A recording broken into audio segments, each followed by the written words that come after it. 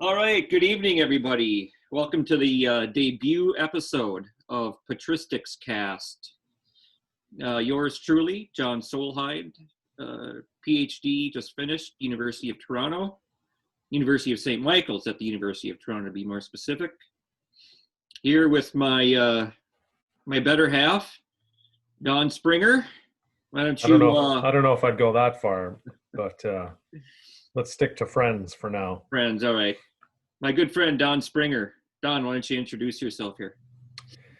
Yes, hello interweb. Don Springer, also a recent PhD, McMaster Divinity College. Finished just ahead of John, of course, by about a year. And is that all you wanted for now? I can't even remember what you said. Well, where do you come from? You come from Abbottshire, British Columbia? No. Originally from West Coast, Canada, and now here in Ontario, where you are, and pastoring in Hamilton, Ontario. Hamilton, the home of the legendary but fictional Hamilton Mustangs. Yeah, they don't make appearances very often, but yes, sure, that Hamilton. So excited to do this podcast thing with you. All right. I don't even know if I've ever watched or listened to a podcast. So you'll have to. Technically, I don't think this is a podcast. I think aren't podcasts just audio? Oh, maybe so. So what is this called? Yeah, you know what? I don't even know. All right. Okay, well. I don't even know what it is. But anyways, so welcome to all of our viewers. What we're hoping to do with this YouTube channel is to have insightful but fun discussions on any topic related to the fields of patristics or early Christian studies in a way that can engage both specialists and non-specialists. After the new year, I do hope to start an interview segment to invite scholars on to talk about books that they've published. Like Dan Brown? Can we have Dan Brown on? Well, Dan Brown or Bart Ehrman. I mean, I'm one of those two. Oh boy. But I've sent several invitations out so far. Heard back from one who's interested, and he's a very big scholar. And I'm quite delighted. I really hope we can have him on here to talk about his book. But those segments won't start until after the new year. So for tonight, I think, Don, what we're just thinking about, maybe talking about what we do, what got us into the field, our dissertation topics. Sounds good. As a way to kind of get our millions of viewers acquainted with us. Millions, eh? That's I think that's inevitable by week. Maybe give it a couple of weeks anyway. Well, with my face and your voice, I think it's only going to be inevitable that we'll reach a matter of time. A million plus subscribers. It's going to be great. Sounds like a good plan for tonight, John. All right. So why don't you get us started? Why don't you talk a little bit about, I guess, first of all, how you came to study patristics, and then a little bit about your own dissertation project. Sure. Yeah, it's I didn't mention it before, but my background is unlike yourself and a lot of our colleagues and our friends. I'm a Protestant background. So when did you figure out that Christianity had a history that started well before 1519? Well, I'm still not sure that I believe that, but I'm coming around to acknowledge it. Yes, it was a slow and painful process. Absolutely. Yeah. So no, Anabaptist background. So for me, an aha moment was, my very first History 1 class at grad school, and I don't remember the topic of the lesson specifically, other than I had this moment where, again, having been so sola scriptura centered and just, what does the Bible say? What does the Bible say?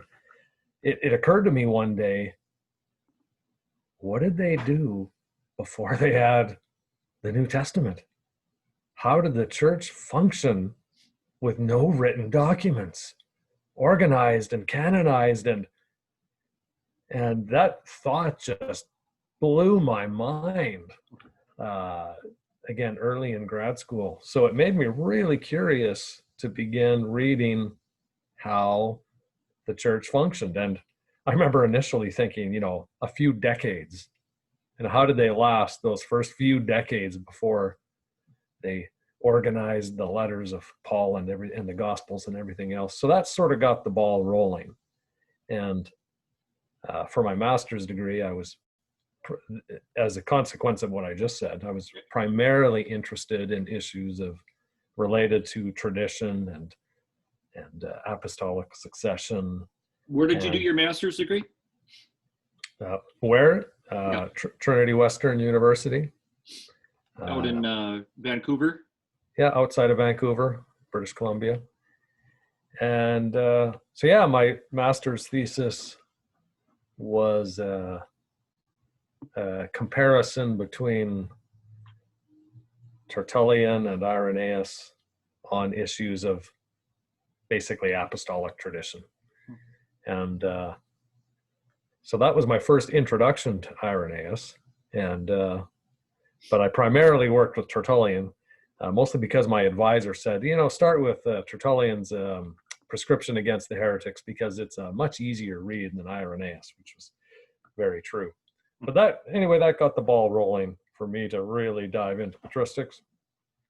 Then when I came out east here and wanted to tackle the dissertation, I think initially I did have in mind to focus on Tertullian again, but I wanted to go even earlier. So I did finally brave against heresies and start reading through more carefully all of Irenaeus. And in terms of my dissertation there, because I am a pastor and had been before I went to McMaster, I'm very, very interested in the life of the church and spiritual formation, things related to those types of themes. And so after my 2 years of coursework and my exams, my idea was to really dig into what Irenaeus had to say about all things related to the spiritual life. Well, let me interrupt you for a second. So keeping in mind now that, probably 90% of our millions of subscribers might not be specialists in the field, who is this character, Irenaeus? Boy. We have subscribers already? Is that what you're saying? We haven't even had a video. It's going to happen, Don. We're going to hit. Oh, it's going to happen. It's going to happen. We're going to hit the jackpot. So okay, right. Yeah. So who is this? Just briefly, who is this Irenaeus guy? Right. So he was a Mennonite from the 16th century, and he. I think that's Russian disinformation. Oh, right. Sorry. Early church, you said. Yeah. Is this one of those things that seems funny in my head, and then you watch the podcast or video thing, and it's ridiculous? Is that I just take that for granted, so don't worry about it. Oh, okay. Irenaeus. Okay. So Irenaeus is a bishop in the mid to late 2nd century, serving in Gaul, Lugdunum at the time, the Roman sort of western edge of the Roman Empire, modern day Lyon, southern France. And so he's the bishop there. He is writing between 170, 190. And as the title of his primary work, Against Heresies, suggests, it is largely written with the backdrop of heresy as he understood it. And so his work is a difficult work. The first half of it, just about 2 books, are really difficult plotting, as it essentially is. Book 1 is an encyclopedia of heretical movements, again, as he understands it and interprets it. Primarily who? Well, primarily the Valentinians is the chief group that he interacts with, Gnosticism. and then other Gnostic groups as well, but primarily Valentinians.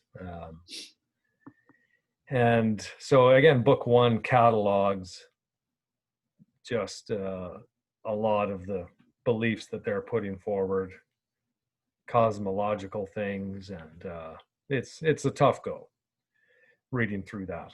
And then book 2 is not much easier, as he seeks to refute them step by step. And so it also is difficult, as he bounces around the different groups and the different views and the different stages. And so if you can get through that to book 3, 4, and 5, this is where he begins to unpack his, shall we say, constructive theology. And even then, by our standards, it still can be difficult, because it's, again, really from the literature we still have that has survived.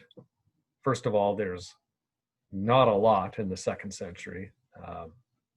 The collection, if you have the volumes of the Church Fathers, the first volume is the 2nd century, and half of that is Irenaeus. So we just don't have a lot that preceded him. And so what he's doing is quite unprecedented, and it's not organized thematically as we would have it today. It's just all over the map, and again, it takes a lot of work. But for those that really dig into it, for myself anyway, I find it very fascinating. And so, as I say, he's serving there in modern day southern France, and still very much connected to the rest of the Christian world that belonged to his camp, and interacting with those that didn't. So that's who he is. Is that a sufficient summary for you? I know it's new for you as well. I read all the comments. No, that's Okay. Perfect. Yeah. All right. So, like I said, one of the things that drew me to him was the fact that we are talking about someone that was a bishop, someone in charge of a congregation, so to speak. Not like those guys in Alexandria that are just off in their hidden towers and philosophizing. This is a guy with the boots on the ground. You hear what I'm saying? We'll get to the superior people here in a little bit. Oh, don't worry about that. Okay. So anyway, the fact that he was very much concerned about the life of his people and serving in that role, although we always call him the bishop, he actually never anywhere explicitly calls himself bishop. It's a curious point that we should acknowledge. But anyway, tradition widely holds that he did, in fact, succeed the martyred Pothinus, if I remember his name, in the great persecution there in Lyon in the 3rd quarter of the 2nd century. The martyrs of Lyon and Vienne, correct? There you go. Exactly. That's right. So one of our earliest martyrdom accounts. Exactly, yeah. Which I believe John Bear, who undoubtedly is watching, he figures that if Irenaeus wasn't the author of that document, he was quite certainly involved, and most likely involved in its production as well. Curious little thing there for you. So again, as I say, Irenaeus was involved in the church. He was a churchman. So that attracted me to him. And so my initial thought with my dissertation was to really do deep dive, for lack of a better word, into all that he had to say about the spiritual life, spiritual empowerment, spiritual practices, spiritual nourishment, all these things. And there's not a whole lot exclusively dedicated to that. So that was my dissertation proposal. And but that's not what ended up happening. So what ended up being the case was I never got out of my first chapter. So I've got 5 chapters outlined that have yet to be written, and my dissertation became chapter 1. And Well, you chapter got plenty 1, of work cut out for you then going forward. yeah, it's a multi-volume set. And and the funny part was, I spent the entire work doing the very thing that I did not want to touch with a 10-foot pole, which was discussing Irenaeus's understanding of the Imago Dei and his use and interpretation of Genesis 1:26. Imago Dei Yes. is This idea that, not this idea, the Genesis 1:26 stating that let us make man in our own image and likeness. I didn't want to touch that because it's been commented on a fair bit, and it's not particularly clear, and I just didn't want to deal with that. However, I had to acknowledge that I couldn't talk about Irenaeus's view of the spiritual life unless I first deal with his understanding of the spiritual man.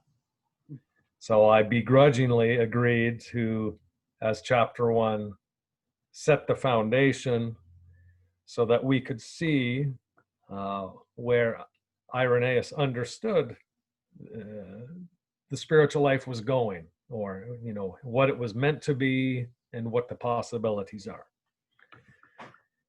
And like I say, I just never got out of that chapter, and could have written a lot more, of course, than I did. So do you want to hear about the dissertation as well? Is that what we're doing here? I thought that's what you were talking about. Oh yeah, well, I could just go forever. I know you want to talk a little Well, I bit love about... the sound of your voice, Don, so keep going. Oh, okay. Well, I have been told that I've got a nice camber.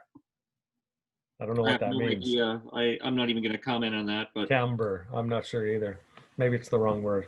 sounds like a British thing. Yeah, probably. Hey, do you know I was reading something the other day? You know how Facebook has those memories? Yes. Tells you things you wrote in the past. Well, I saw a memory from my first days at McMaster, and the school president, who did his PhD and taught for upwards of a decade in the UK. We were sitting down and he asked me if I was Irish. Can you believe that? Was he drinking?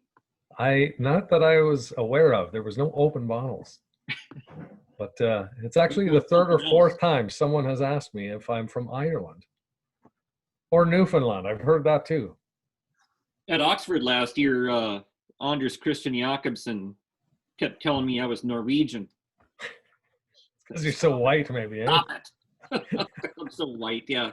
Well, I mean, I pretty much am from Norway, I suppose. Minnesota is mostly Norwegian. But anyway. I think you're the most American guy I know, if we're honest. But we won't unpack what I mean by that. So anyway, Irenaeus, John, don't get us distracted here. So what I ended up doing with the dissertation was I had to find, my unique angle on it, my perspective, my approach. So what I discovered was that even though there had been a great deal written about it, it was primarily all thematically organized. It wasn't a diachronic approach. Mm. So, Fantino, his dissertation was on this very topic, and again, it's all organized by theme primarily, and then a variety of Irenaeus's passages plugged in to those themes. And so it occurred to me that no one had just simply worked through the key texts one by one and really immersed their study into the individual pericope. And so that's what I did. I went through, and the way I had to narrow the study was I looked specifically for places where he mentions both the image, imago, and the likeness, similitudinum, and in the Latin, obviously.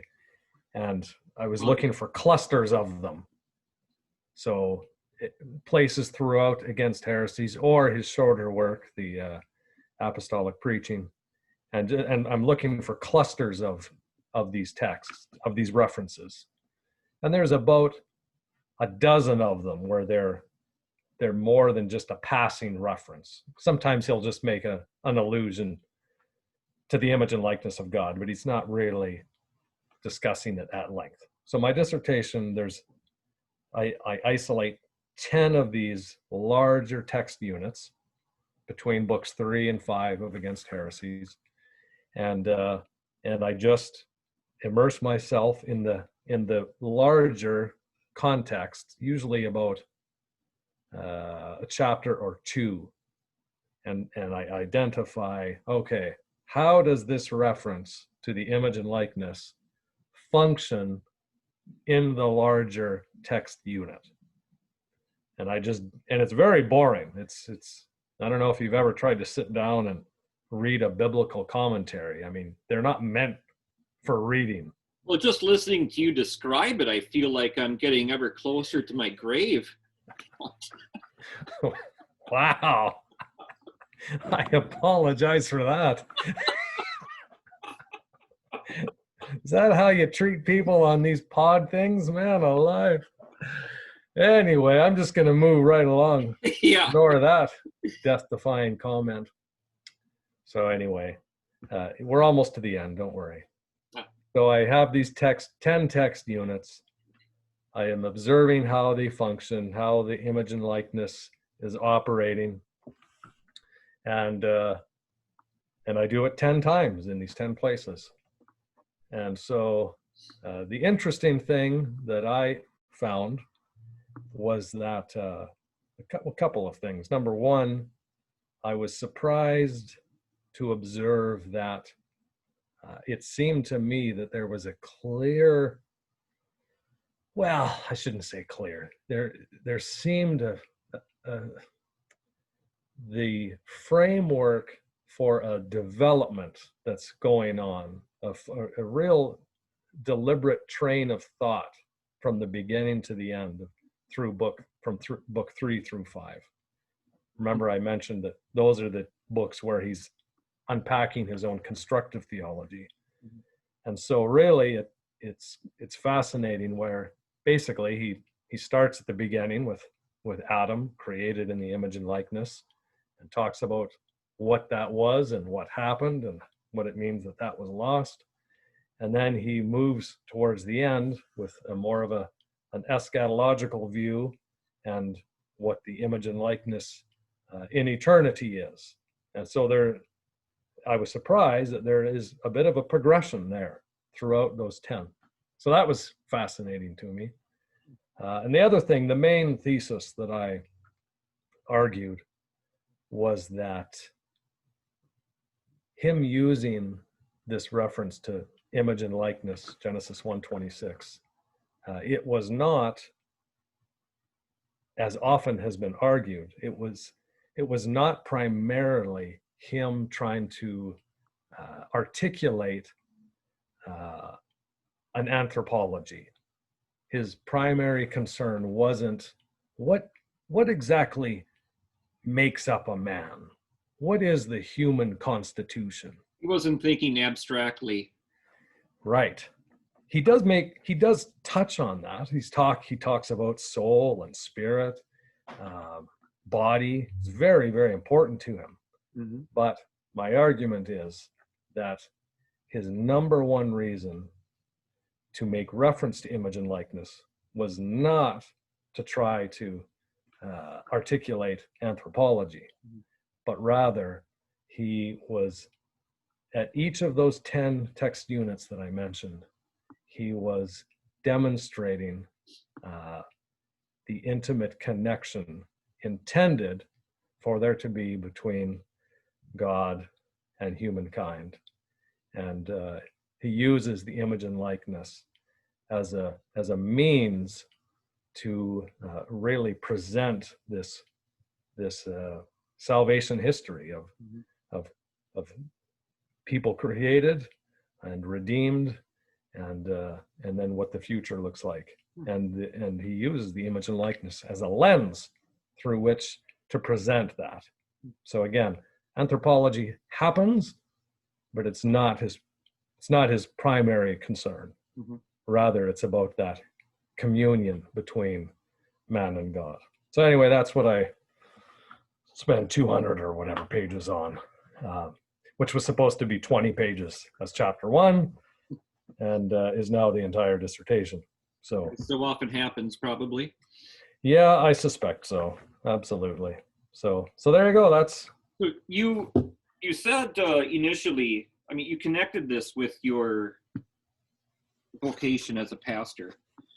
Have you found your work with Irenaeus at all useful in your preaching and ministry? Does it come up? Maybe not directly, like, Irenaeus says this, but has Irenaeus shaped how you do your own job? Well, it comes up because I bring it up, but it's funny you mentioned it, because actually, as a matter of fact, even today I was thinking about that, of my desire for this to be relevant. Mm-hmm. And yeah, I'd say so far not so much.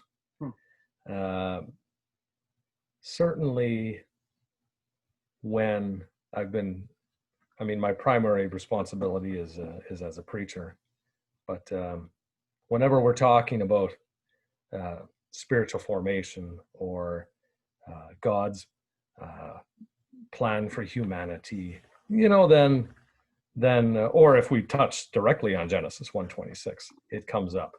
But no, primarily I do need to get to those other chapters 2 through 7 that I really want to dive into, that I think will be an easier entry point for the folks in the church. But I just need to give it some more thought, I think. I don't know. What do you think? Can you hear any relevance there from your perspective? Well, the way I haven't read Irenaeus to the extent that you have, but I imagine that as he's constructing his vision of the spiritual life, as you're describing it, he's using biblical imagery and biblical passages more than just Genesis 1:26, 1:27. So as when you're preaching, if you come across a verse that he touched on, or if there's an image that maybe I can talk about this when I talk about Origen, because it happens to me all the time, because he talks so much about scripture, that when I hear something, a biblical passage, I'll come up with an image that he's mentioned. Origen is kind of like Seinfeld for me, where it's like I can relate almost every human experience to something either he's said or an episode of Seinfeld. So I'm just curious if anything like that has happened to you. No, and no, you're right. And actually, I must confess, even as you were asking me the question, I did zone out a little bit there. I just realized I was supposed to pick up my daughter 20 minutes ago, so she's wondering where I am. So I think my wife's gone to get her. So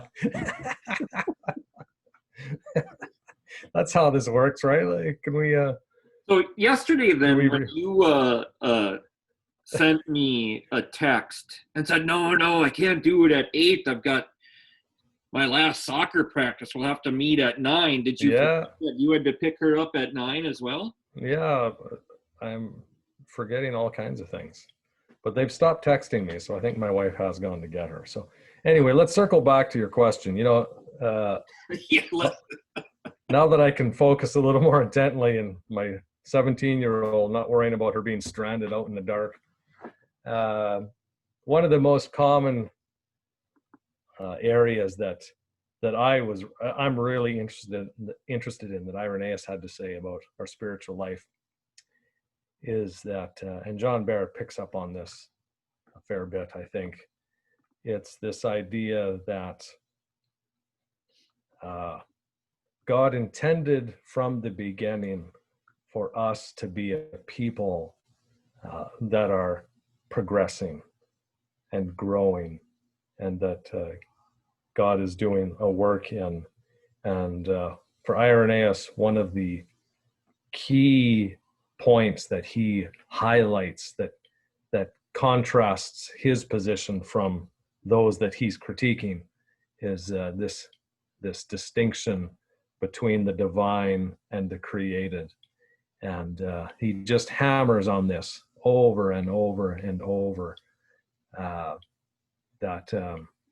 we must always keep this sacred remembrance that we will never be God, and he is alone in his glory in that sense. But what he says is that he's drawing us to himself, and that we are meant for all eternity to continue to be learning and growing in the grace of God. And so for my Protestant ears, that was kind of mind-blowing, because you just kind of have this primitive or remedial. Very Augustinian view of the fall, for example. Well, no, actually, because it's not so much a fall. It's more of an interruption.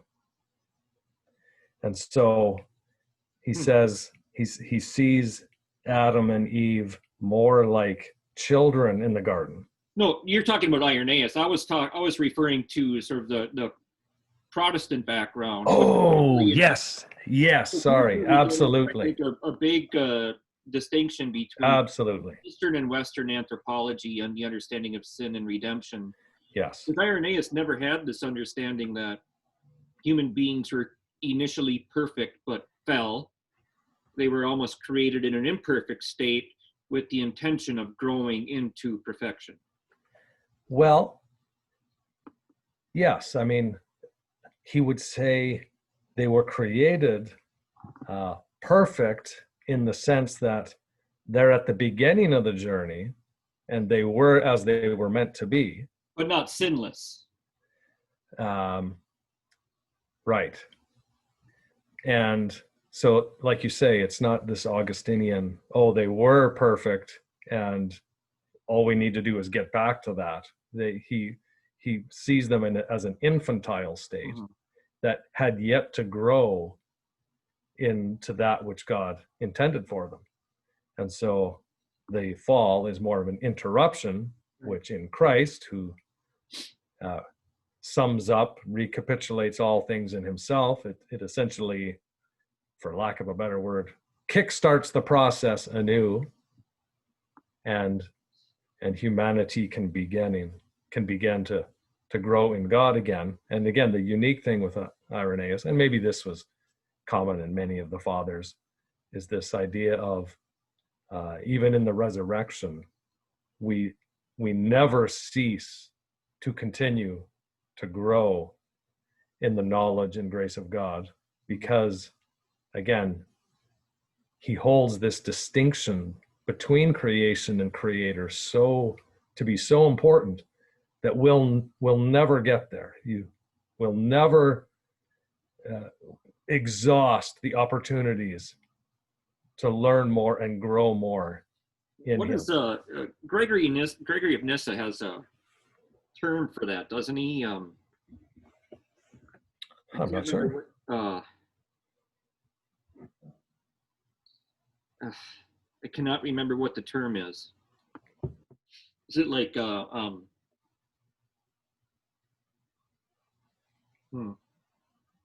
Maybe you'll think of it later. Yeah, I might. I doubt it. Either way, though, that's one of the points I brought up a few times in preaching is this idea that, again, like don't just think of arrival in heaven as the end of the road, but rather Irenaeus would say we are welcomed into the presence of God, but we're still going to enjoy and grow and experience that ever emerging knowledge and fellowship. So that was pretty mind blowing for me, as you say, as a Western minded Protestant especially. So yeah, one of the things I always appreciate about Irenaeus and pretty much anyone from the East is that they have a very different understanding of sin, grace, justification than what we get with Augustine. And Augustine has certainly kind of become the prevailing vision in Roman Catholicism. I don't want to belittle Augustine or anything, but it kind of stands in a stark contrast, I think, in many respects. Oh, for sure. So what about you? Did we even have time for you tonight? Maybe, I don't even know. I don't know, man. You just kept talking and talking. Time to wake up yet? I don't know. Yeah, I don't think so. Maybe we're going to have to leave you for session 2, and you just want to hear more about Irenaeus. About me at all. Nobody really cares anyway. Well, I didn't want to say it explicitly, but no, never. You know what? I'm so sick and tired of Origen, the Psalm homilies. Let's have another conference and book dedicated. Oh man,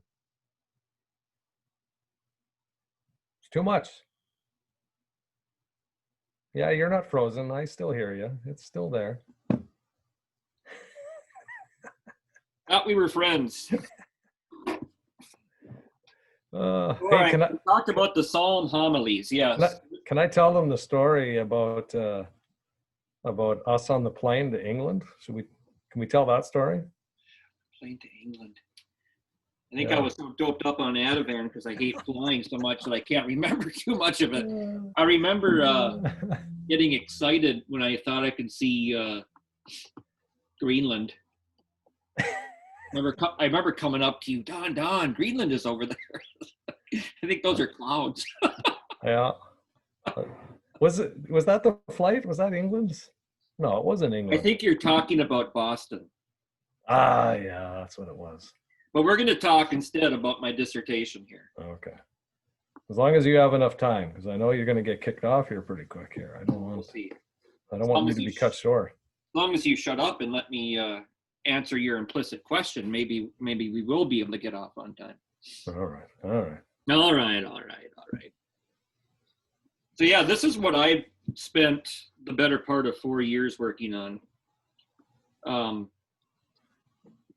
But before that, I suppose maybe talk a little bit about how I got here, just briefly. Going to the St. Cloud State University in St. Cloud, Minnesota. History was my best subject, and intellectual history particularly, so the history of ideas. And I really got into the medieval church and Thomas Aquinas and the Dominican life and stuff going on at the universities at that time in 13th century Paris. But I went to, after graduating there, I went to do my master's degree at St. John's School of Theology and Seminary in Collegeville, Minnesota, with the Benedictines. And the first class I took was patristics. And I never really looked back after that. I did a little bit of stuff with Thomas during my master's degree, but reading the Church Fathers with Charles Boberts, really, I was just kind of blown away with the breadth and the depth of their writings. And interestingly, before Charles was the professor there who taught patristics, it was taught by Godfrey Diekman, who is a Benedictine, very much into the liturgical reforms and sort of influential at Vatican II. But he was famous, one of the things he was famous for was wearing this t-shirt, and all it said on it was "Pray for Tertullian," which got me thinking about that when you were kind of describing your initial stuff with Tertullian. Tertullian is a fascinating individual, a fiery orator, very fun to read. Yes, very fun and funny. And funny, yeah. He has all kinds of little quips. He had a personality, that's for sure. Yeah. Roman North Africa, late 2nd century, modern day Tunisia or something right around there, I think is where he would have been. Yeah. But it was in the patristics class where started reading this guy here, particularly two texts, his exhortation to martyrdom and his treatise on prayer. And I was just kind of blown away by his cosmological worldview. This guy's talking about angels being gathered together with the churches, when they come together to pray. And it's like, wow, it's kind of cool. And the breadth, and the depth with which he would kind of bring out the meanings of the biblical text. I was just kind of blown away, and I ended up doing my master's thesis on Origen's biblical interpretation, kind of his theory of biblical interpretation. That the Bible kind of has a surface level meaning, but then it also has all these deeper meanings. And I was looking at it kind of through the lens of kind of the reading the Bible as a sacramental act. So Roman Catholicism, sacraments are tangible things that serve as symbols of something deeper, something spiritual that's going on, to put it very simply. So when I applied for the doctoral programs, I was thinking about developing this aspect a little bit more, but perhaps looking at biblical interpretation, how Origen interprets the Bible as an act of prayer. So this biblical scholarship kind of creates a disposition of prayer as you're reading. But I kind of figured, there's just so much stuff written on Origen and biblical interpretation. I mean, it is just one of the most widely studied subjects in the field. So I was talking to my supervisor once in my first semester here, Father T. Allen Smith. And I said, I'm worried that I'm not going to be able to come up with something original. And he said, well, why don't you, read these homilies on the Psalms that you were telling me about? Because these are brand new. These were discovered in 2012. And the manuscript in a Munich library had been sitting around. I don't know, I can't remember how long it had been in the library. I think it made its way to Munich in like the 16th century. The manuscript is from, I think, the 1100s. I think it's the 12th century, 11th or 12th century Greek manuscript from Constantinople with 29 homilies on 10 different psalms. And it had never been ascribed to an author. Some people had attributed it to Michael Psellos, the Byzantine philosopher and poet. But that wasn't the case. So in 2012, a scholar was cataloging these manuscripts, and she came across this one. And she noticed some similarities with what she had known of Origen. So she contacted Lorenzo Perrone in Bologna, Italy, probably the leading scholar on Origen, and so they collaborated and determined that these were preached by Origen. Hold on. What was what was the these 29 homilies? What was the manuscript that it was part of that was embedded in a larger? No. It's one codex manuscript with these 29. That's all it was. The manuscript is just these 29 homilies. But she was cataloging manuscripts in the library. I think that's probably the best way I can describe it. I don't know some of the details, but there are images online. If you look it up, you'll see like pictures of her. It's not a very big manuscript. Well, I mean, it's like this, but it's pretty thick. I'll go ahead and look that up as soon as we're off this video. I promise. Yeah, you seem like you're really into it there. And the one thing about doing my dissertation on these homilies is that there's no English translation yet. It's coming out this month though. Joseph Trigg it's coming out through the CUA Fathers of the Church Press, Fathers of the Church series, Catholic University of America Press. So this really forced me to work with the Greek, and it really forced me to, I had no other choice than to read these, in their original language. So it helped improve my Greek.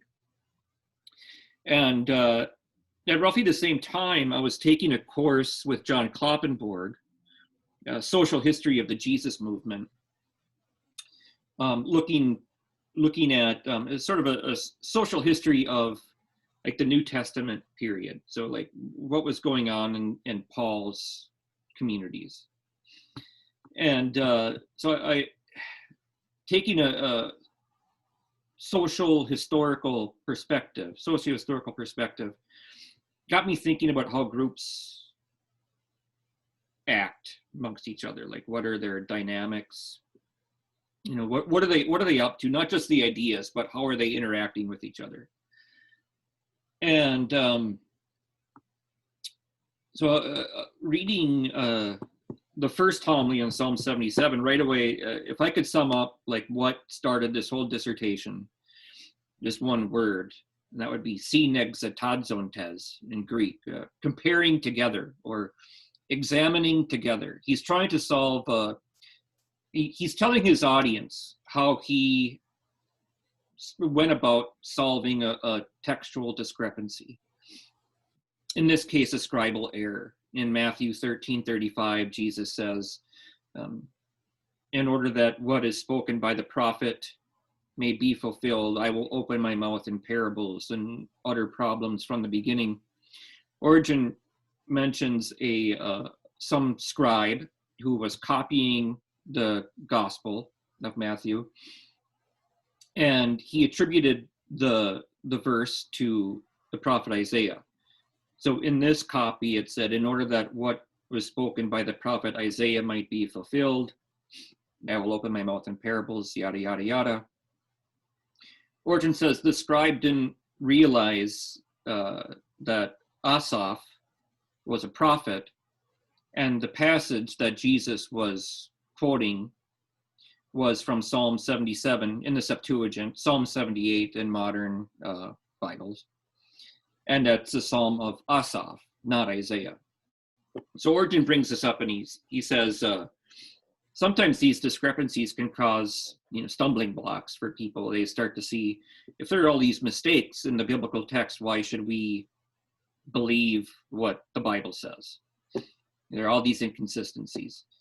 And he says, well, sometimes, the devil uses this to kind of sow discord in the churches.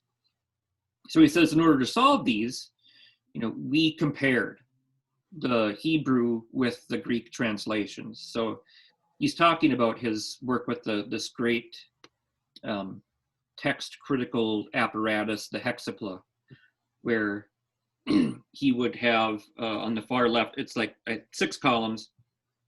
On the far left, he would have like a Hebrew verse, sometimes a Hebrew word or a full verse, very small text. The next column, you would have a Greek transliteration of it. And then in the then it would go something like, can't remember the order, but Aquila and Symmachus, for example, who were two early translators of the Hebrew Bible into Greek. He'd compare what they said, and then he'd put the Septuagint text, so the authoritative Greek version of the Old Testament. And then I think Theodotion, who was another Greek translator. And that's how he would go about trying to correct mistakes or trying to resolve these contextual discrepancies, scribal errors when they happen. So he's telling his audience about this, and I was like, he's using the first person plural, we, and the social history course got me thinking a ton about how these communities were social institutions, people gathering together, working together, collaborating. And in schools, we know Origen had a school in Caesarea Maritima, which is modern day Israel, in between Haifa and Tel Aviv, right on the Eastern Mediterranean. We know he had a school, but a lot of the work that's done on Origen's biblical interpretation doesn't really take into account the school context of his biblical commentaries. It's the kind of general sense is that he was an isolated scholar sitting at his desk writing, or maybe dictating to stenographers who would write down his notes and then they would brush it up. That's kind of been called into question in recent days. But that's what got me thinking about this interplay between his school and his homily audience, which got me thinking about, how at least Origen's understanding of his role as a teacher, he may very well have understood a difference between his school, where he had more kind of specialist students with him, and his non-specialist audience who were listening to his homilies, which in Greek, homilia just means a discussion or a conversation. Not quite like a homily that you would hear at a Catholic church today. They're actually quite a bit different. But he's almost seeing it as his task to bring his scholarship to his homilies. I don't even really want to call it preaching, because it's not preaching. He treats the text, the biblical text, very much like a scholar does in these homilies. He'll start with, a brief introduction, sometimes talking about what the subject matter of the pericope for that day was. Sometimes kind of with some rhetorical flourish to grab the attention of his audience. But then when he gets into the meat of the homily, it's verse by verse. And he will, it's kind of interesting to trace the development through each homily, because the first few sections are usually very detailed. They're very technical. He'll get into all kinds of discussions about grammar, syntax, principles of allegory and figurative exegesis. But then by the end, like the last couple of verses that he treats, he just rushes right through it, like he's just getting really tired and doesn't want to talk anymore. I find that in my sermons, the more I talk syntax, the better it goes. What do you mean? I'm kidding. Nobody wants to hear grammar and syntax from my pulpit, I can assure you. Well, I'm surprised they want to hear anything from you. Well, that's the question that I'm not sure about. But anyway, sorry, my sarcasm was a little too subtle there, I guess. You're getting tired. So your dissertation. So what did you argue here? What was the? So what I argued in the dissertation was that Origen is attempting to create a particular culture of reading. So he's teaching his audience. So he's applying the reading strategies, the reading techniques from his school. And he's he's applying those techniques to his preaching. Again, I don't want to say preaching, but there's not really a better term for it right now. And he's attempting to kind of cultivate very sane reading practices in his homily audience as he is in his more scholastic activities in his commentaries. So first, what I set out to do was to look at reading culture in antiquity in general, just by looking at how different philosophical communities, Plotinus, for example, some Jewish communities, and some other early Christian communities engaged their texts as groups.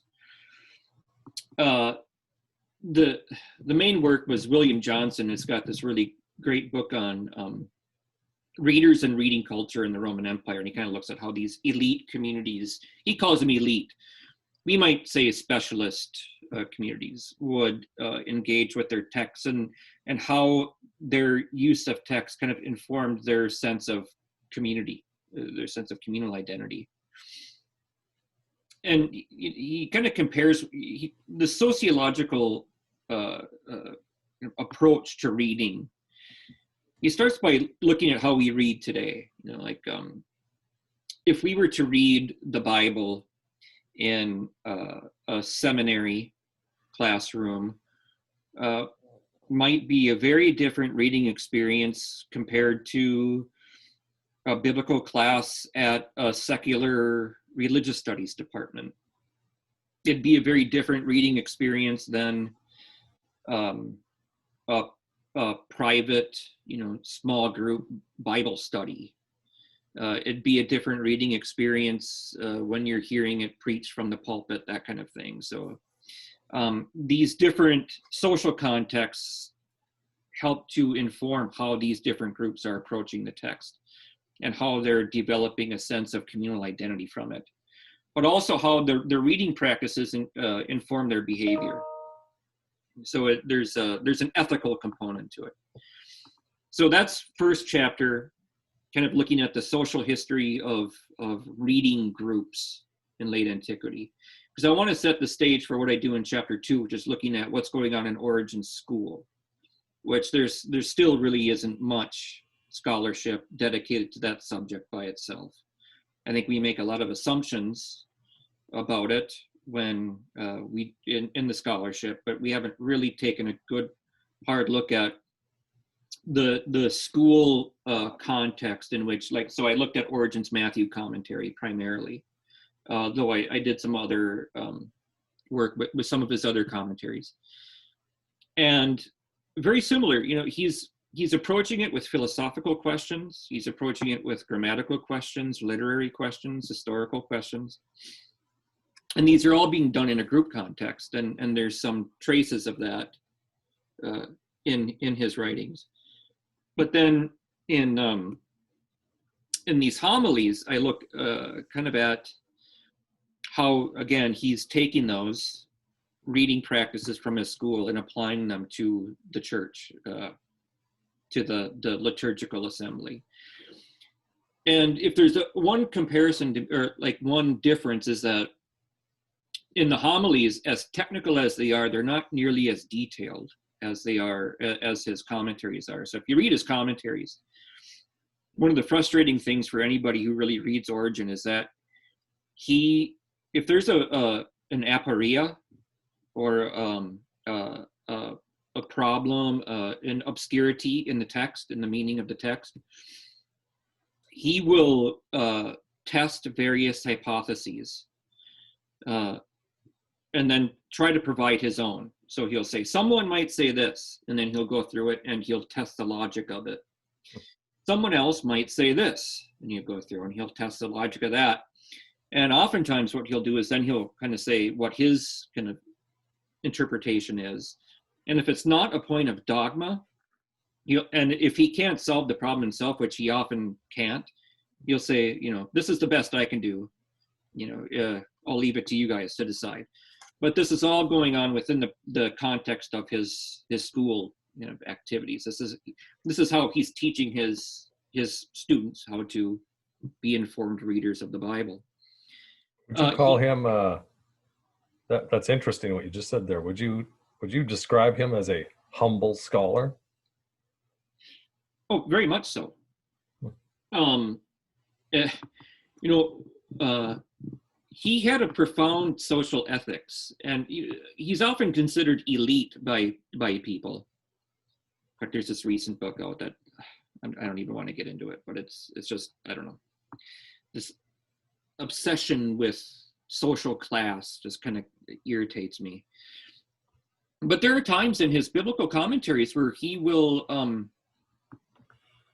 kind of criticize his students for looking down upon non-scholarly people who, not very different from today. Intellectuals, there's a tendency among intellectuals today to look down upon average citizens who maybe don't have the academic background, And Origen was very attentive to that, and he would remind his students from time to time to humble yourselves a little bit. So yeah, I would say that he did have a profound sense of intellectual humility and his own limits of knowledge, limits of reason. What comes out much more strongly in the homilies, however, is someone who takes it upon himself. He thinks that he's got to provide more rudimentary level literary education. So he spends a lot of time talking about grammatical principles. One principle is homonymy, for example. So one word with multiple different meanings. And you can read all about this in my dissertation, in chapter 4 of my dissertation. Look forward to it. What's that? I look forward to it. Yeah, I'm sure you do. But so, for example, when he comes across the use of the term cardia, heart, he will, or anytime the Bible talks about bodily organs, he'll say, there's a principle, that we call homonymy. So sometimes the Bible will say one thing, but it actually means something else. So by heart, he's not talking about the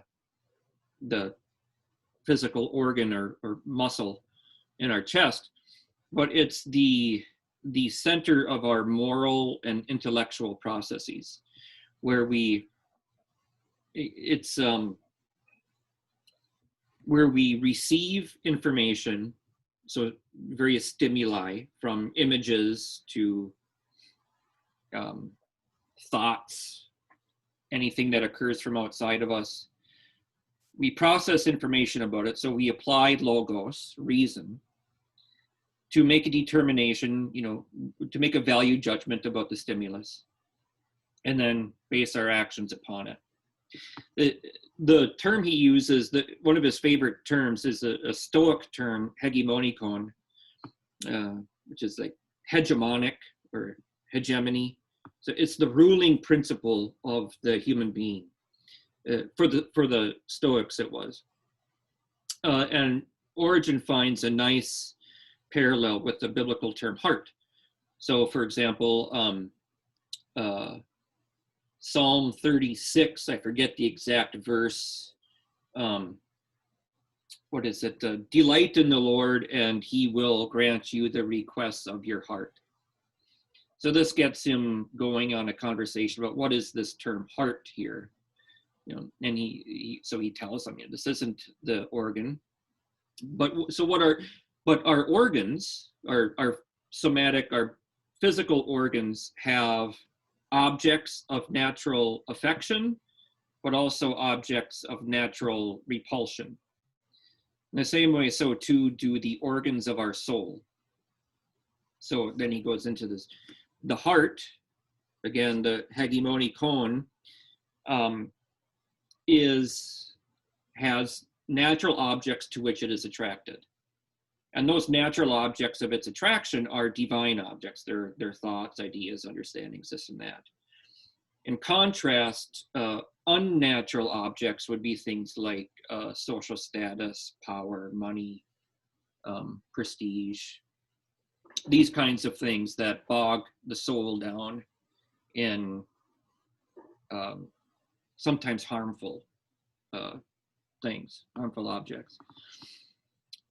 So that kind of ties in his very kind of profound ethical reading of the scriptures, because he's very concerned with what he sees as unproductive and sometimes even harmful behaviors in his audience. In that particular homily on Psalm 36, he described, there was a verse just prior to that one, don't be provoked to jealousy among those who do evil. Don't be jealous of those who act lawlessly. Something like that. I can't remember. And he says, and this is where he gets into grammar. He says this is very strange diction here. This being provoked to jealousy. What does this really mean? You know, the people who translated this from the Hebrew into Greek used an odd term. So he goes about talking about a woman who, you know, for lack of a better analogy, it sounds like an episode of Desperate Housewives, or, you know, Keeping Up with the Kardashians, you know, where they try to look really pretty, they try to make their friends jealous, and they try to attract the attention of their, you know, friends' spouses, and creating discord, tearing apart families. You know, it's like, this is what it means to be provoked, or to be provoked to jealousy by those who act wickedly. So then when he gets into the subsequent verse, he has to explain, well, how do we act rightly? And so he gets into this notion of the heart, and what are the natural, proper objects, perhaps proper, not natural, the proper objects for the heart's attention. It's not, you know, reputation or wealth. And there's plenty of examples throughout these homilies where he's grappling with that. Many of the social problems. One of the angles I thought about taking in this dissertation, and it'd be a fruitful project in the future, is to look at these homilies and Origen's other extant Greek homilies and try to figure out what was going on in that community. You know, like what was life like in that community, at least as he saw it.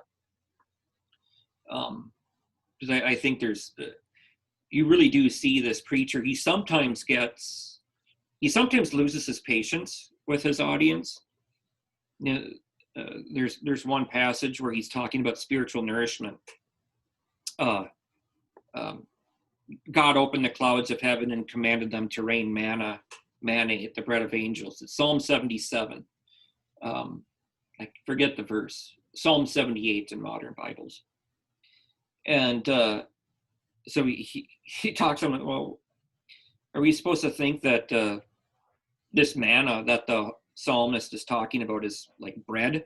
Are the angels up there, you know, grinding the manna in their pots and boiling it and kneading it and all this stuff? He's like, don't be ridiculous. And he uses an analogy, he very skilled rhetorically here. He before he talks about spiritual nourishment, he has to talk about why the soul needs to be nourished. And he references the great games. In Caesarea, there was a huge amphitheater, hypostadia, this big stadium where they would have all different kinds of games. They had chariot races, boxing matches, gladiatorial contests, musical contests.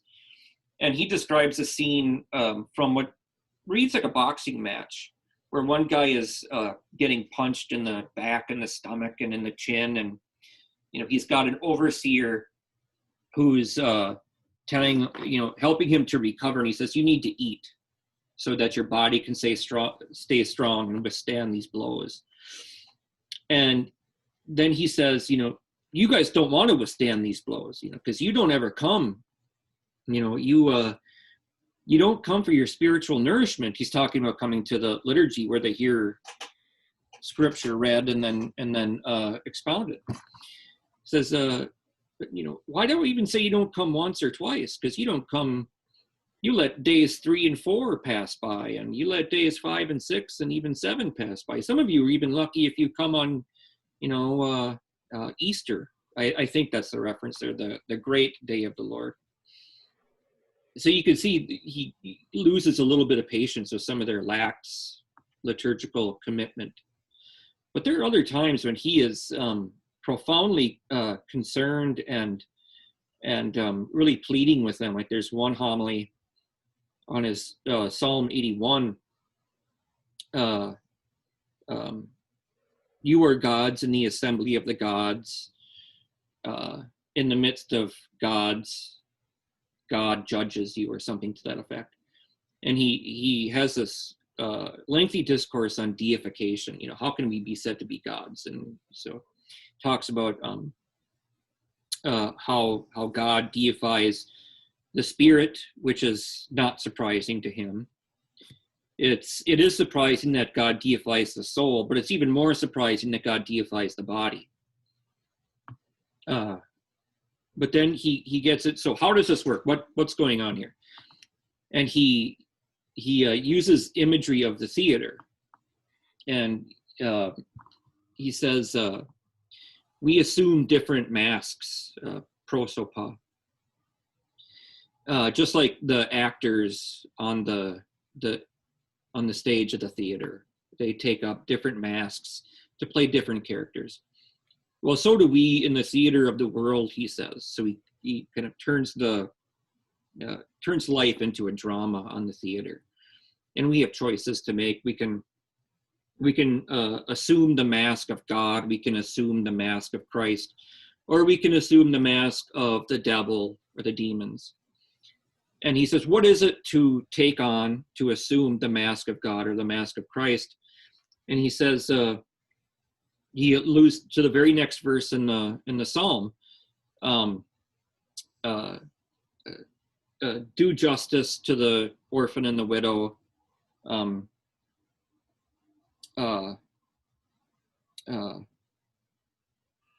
Do justice to the poor and the needy. I can't remember, I'm paraphrasing, but I think you know what I'm talking about. Sure. And he cites yeah, you do. You're a preacher. And he uses an example taken right out of the community. Oftentimes somebody has property and they lose it, and we look down upon that person because they're poor. But they lost property not because of anything they did necessarily, but because the community wasn't there to help them out when they were in need. So he says, if you want to take on this mask of Christ and to become a son of God, you need to be there to help these people when they are in need. I mean, it's a very profound, it's one of my favorite homilies, actually. Yeah, Irenaeus touches on that psalm as well, 82, and on deification there, but certainly does not have the flourish, I guess, of Origen, who, so let me get this straight, talks about the Kardashians, pro sports, and the theater. Yeah. Like there's a preacher that knows how to, although you said he's not really a preacher, but whatever term you want to use. So really drawing on. Well, it's so fascinating because, Origen himself, from Alexandria, as you, mentioned earlier, but he didn't have a ministerial function really in Alexandria. I mean, he was a teacher. Whether or not he was appointed by the Bishop of Alexandria to be a teacher of the so-called catechetical school, which is so hotly debated, he didn't have he wasn't delivering homilies at liturgical gatherings. But after he fell afoul with the bishop in Alexandria, which again scholars debate what happened, and he had friends in Caesarea, the bishop in Caesarea and the bishop in Jerusalem at the time. And during one of his visits, he was ordained to the presbyterate, which was a preaching office, so to speak.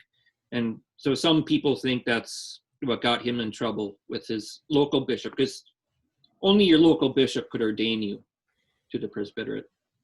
But there's so many debates on this. I don't really want to get into it. But his homilies didn't start until he went to Caesarea. So in Alexandria, he was mostly just a scholar, doing an academic enterprise, a scholastic enterprise. In Caesarea, however, he takes on this added responsibility of teaching or preaching to this lay audience as well, which, it must have had a profound impact on him, because he's really engaging some of the day-to-day struggles of his audience. And if you look at some of it,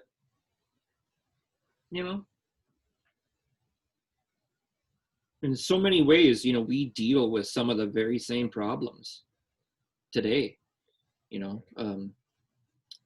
trying to figure out, trying to negotiate what it is to live a Christian life in the midst of cosmopolitan areas,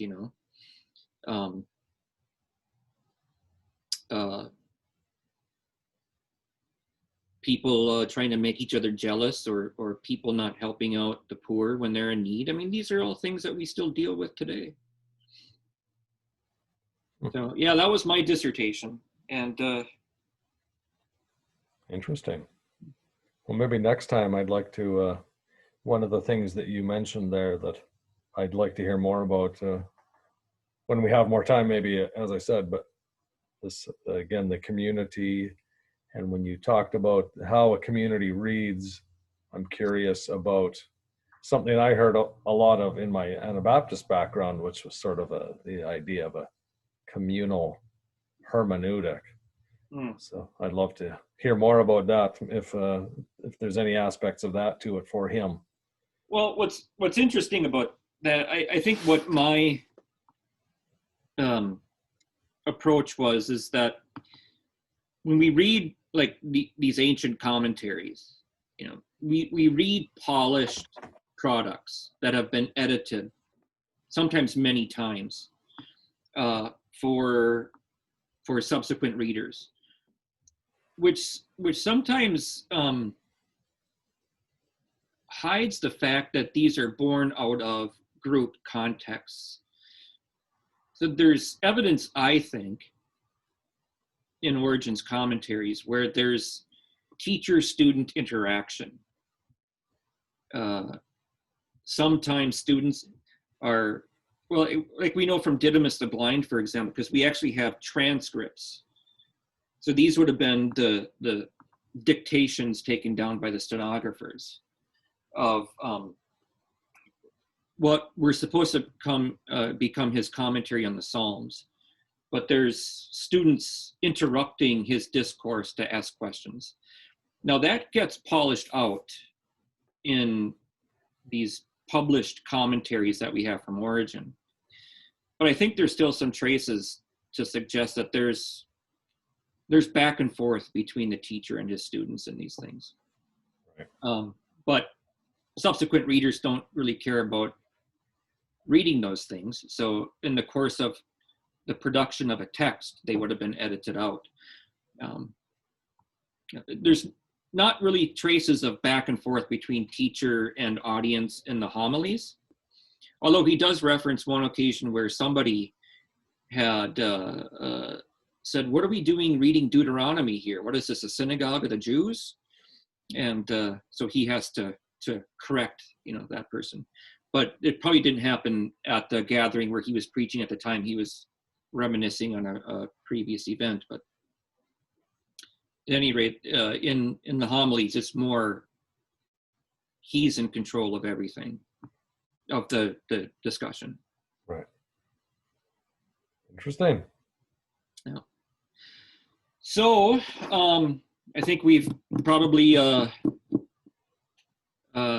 gained a sizable following tonight. Oh, I'm sure of it. But so going forward, I think we're probably going to meet just once in a while, maybe once every couple of weeks, once a month, and kind of talk patristics. Like I said at the beginning, I really hope to get on some interviews where we can get into like an in-depth conversation with somebody on a book that they published, and who knows? Hopefully, this will be the first of very many videos. Sounds good to me. And I'm sure that after this hits the press, there will be just an outpouring of questions, and they'll just want us to dedicate a whole nother session to questions following up on our captivating dissertations. No doubt of that. Well, I think it would be foolish of them not to do that. Yeah, agreed. I mean, who did not expect to hear about Kardashians when talking about 2nd and 3rd century theology? I mean, let's be. You got to make it real, man. You got to make it real. You got to, Absolutely. Got to bring it home for these modern folks. Sounds good to me, John. Thanks for having me on tonight. All right, my friend. Well, until next time, we will see you, and thank you for joining us on Patristics Cast. Right, Merry Christmas, everyone. Good night.